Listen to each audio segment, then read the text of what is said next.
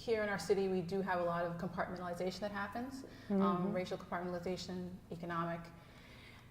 And so it can be difficult sometimes to ask people to shift into spaces that are uncomfortable. So I often ask people, dare to be uncomfortable. Right. Dare to come and engage something or look at something through someone else's eyes. That's the opportunity that's being extended to you. That's the gift that the artist is extending to you. And to really, embrace it and not be scared. And not be scared.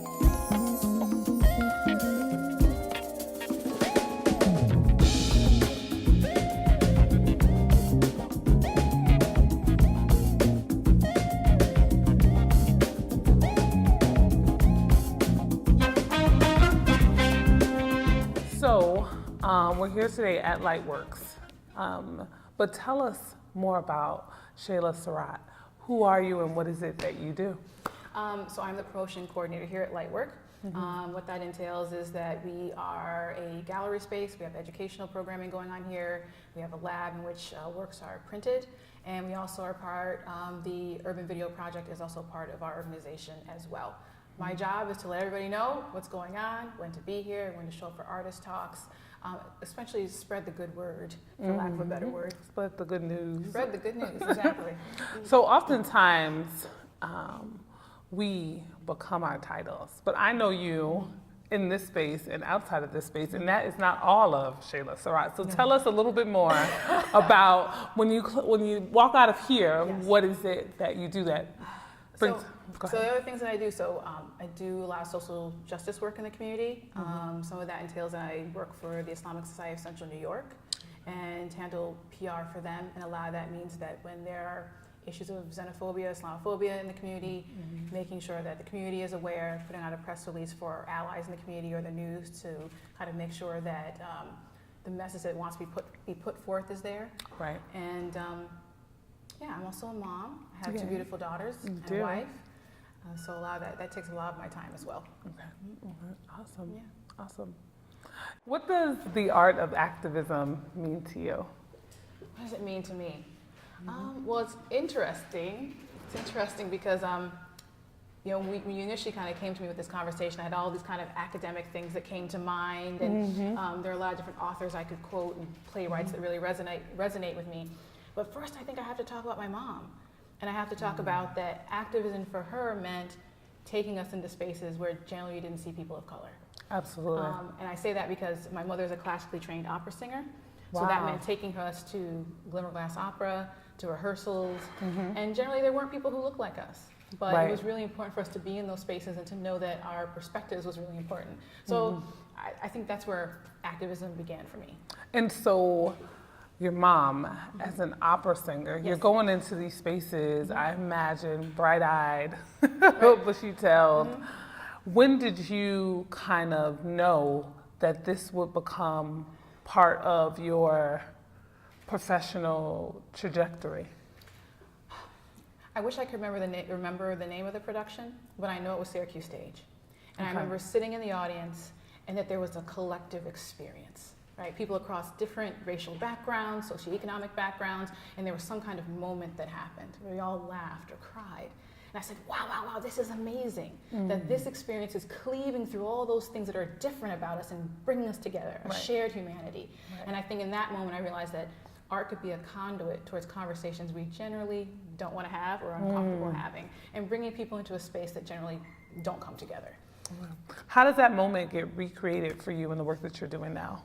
Well, I think that I was very much attracted to being a part of this organization because our mission is to support emerging and underrepresented artists working in the field of photography.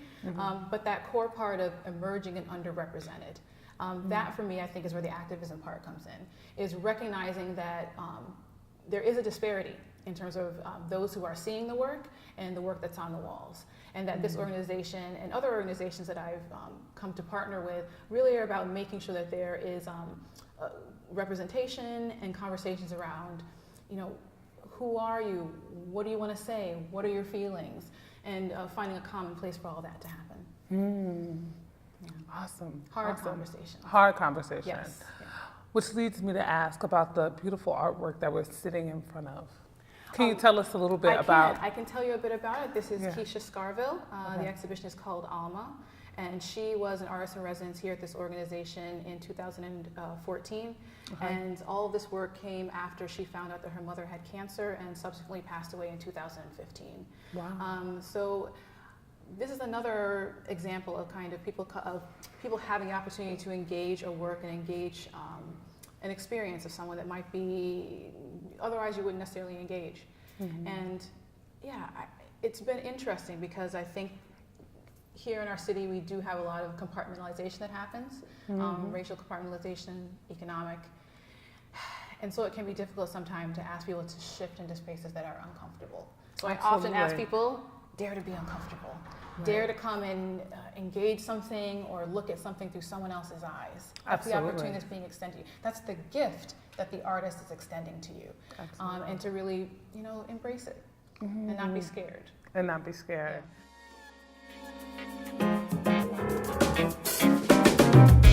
So I was a part of the cast of 4 Color Girls at the Auburn Public Theater this past year, and it was something to be said about the energy of living and breathing the work of Ntozake Shange. Yes. Right? That was really just, for me, affirming. It brought up so much of what it's like to experience being a black or brown girl and now woman in this world. And so the artistic space for me has always been a space that I have to kind of create and carve out because there isn't often roles or you're constantly pushing back against the imagery of whiteness. Absolutely. Right? And so being a part of that cast for me was just like, oh my God, finally. There's something that speaks to my lived experience, and the words and the symbolism connects to what I know. And that's kind of what I see here in this work. You were explaining some of Keisha Scarsdale's, the connection to her mom, But I also want to say too, what's really important about that work that you guys did is another part of curatorial activism is being seen in those spaces. Absolutely. Is that, like I said, I returned back to my mom taking me there to those different performances, but it's me taking my daughter to see your performance and seeing women of color, women who look like her on that stage. Absolutely. Because what does that mean? Not only are they being elevated as beautiful women who are elevating the work and amplifying the work of an African-American playwright, female playwright, but also the possibilities there. Absolutely. And that's the thing for me is about this curatorial activism, is that it's not just about switching out what's on the walls or what's on the stage, but opening up the possibility for people who don't necessarily see themselves in those spaces. That is absolutely imperative. Absolutely imperative. We need you in this space. And I'm so glad that you're here doing this work, because I think it, for me, right, there's the performative stage piece, but there's also the work that's happening behind the scenes, where my focus has been like, how do we get representation on stage? But also kind of this art of activism is that how do we just get some representation in the operational side, behind doors, sitting at a table where decisions are being made, where an alternate point of view is kind of added into the normalcy of the world. Because who crafts the narrative is just as important. Right? Absolutely. I mean, it's interesting because it's come up in that sometimes we'll have artists who will write in a particular way, in a particular vernacular, and then we'll have editors who are not of that vernacular, the vernacular, who will want to correct. And so again, you have to have people in the room who are saying, no, you can't do that.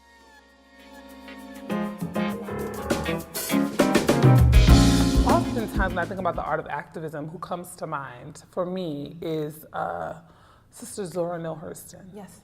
Right, when you talk about that vernacular in that unapologetic way of wanting to show up in your work in a way that speaks to you, she models that for me.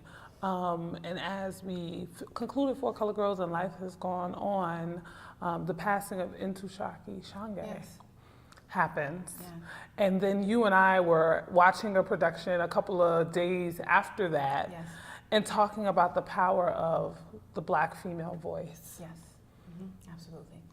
And I think that, I think the word "the" is very interesting, right? The female voice. And often what's interesting to me is I have to keep reminding people that we are not a monolith and that we need to have a multitude of voices in the room. Absolutely. Because I think oftentimes where I do see people often push back on different things they see on the screen that depict African American or people of the diaspora, that they get very upset. I think it's because there isn't as broad a breadth as there is for the white community, let's say. Absolutely. So we know that unfortunately we are beholden to those images that are being put forth. And what is then even more problematic is if it isn't us. Right? Because then we are then now having to deal with the ramifications of someone else's projected biases. Absolutely. Right. So it can. A really great example is that we had a show here called The Four Freedoms. And part of that project was co-opting billboards and other spaces that are usually used for commercial or political use. And part of that project was they put up a billboard in Mississippi, and it said, "Make America Great Again." But the image behind it was that moment in Selma on the bridge between the officers and the protesters. The problem is at 70 miles an hour, you can't get the full grasp of what they're trying to say. And also people who lived in that community, who deal with the ramifications of that legacy, said, you as artists get to leave. We have to deal with the fallout from that kind of image being put forth in our community. So this is curatorial activism. It's having some cultural competency and engagement and a sense of responsibility that I think oftentimes people who are outside the community, they don't have to think about. No. That is powerful. What message would you leave for a woman, a young girl who is kind of like, I want to do that? What would you say? How would I say? I think I would circle back to dare to be uncomfortable, right? Be fearless. Listen to your voice, because oftentimes there'll be a lot of voices around the table that are not like your own. To stay plugged into your community. Center self. I think that's another thing. I think we've had this conversation many times, that because oftentimes we are doing a lot of this work of education, that we are taking care of everyone else but ourselves. Right. So to make sure that we're always centering and going back and making sure that we're replenishing ourselves so we can go back out there and do that work and be in those different spaces. I think that's generally it. That's it, because you're a model. Literally. I'm a big fan of your fashion sense. We've had many conversations about that, but I think it's part of this initiative for me is also to recognize those of us who are in the spaces doing the work, that are at the tables, that are having the conversation, that are being fearless, right? And showing this community and the world that there may not be many images of us or many opportunities to be projected, but we want to start highlighting the courageous work that you're doing and say thank you for that. Well, thank you. And I think part of that too is, like I started here with my mom, right, is there are so many women, right? There are so many women on whose shoulders we stand, and recognizing them and learning the lessons from them. Absolutely. But yeah, being recognized is a wonderful thing as well. Yeah. I appreciate it. No problem.